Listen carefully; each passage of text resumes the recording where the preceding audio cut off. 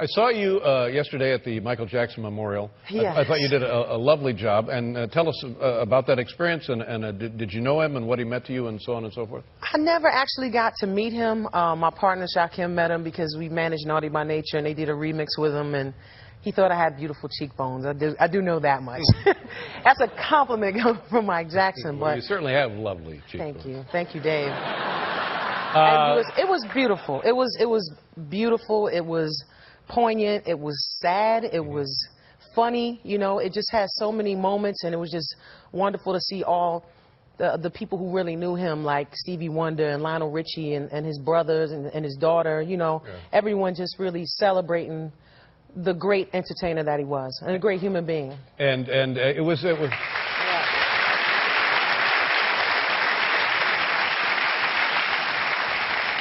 And when you were a kid, was he an influence for you?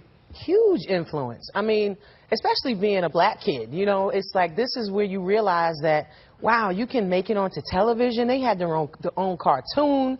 They had their own variety show. I mean, I think Janet Jackson was a big influence on me, too, because she would come out and do this little Mae West come up and see me sometime thing. And I was like, wow, black people, young like me, little girls and boys, we can do this. We can do this. But it was fantastic because it was inspirational, let you know that you can make it. And then to see him go around the world and touch so many different kinds of people, different cultures, different creeds, nationalities, people who couldn't even speak English were so touched by his music and inspired by the positivity of it that, you know, it was just really amazing to see. He really broke down a lot of barriers.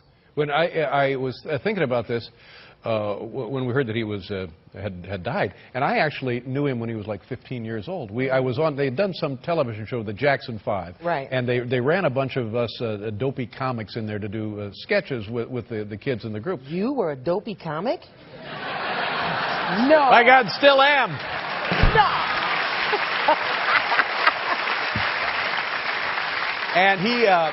And I did a little thing with him where I was a barber and he was in the barber chair, and I just thought, well, this is Michael Jackson. He's just a little kid. And then you don't think much more about it. And then, you know, later, of course, he becomes Michael Jackson. Jackson, absolutely.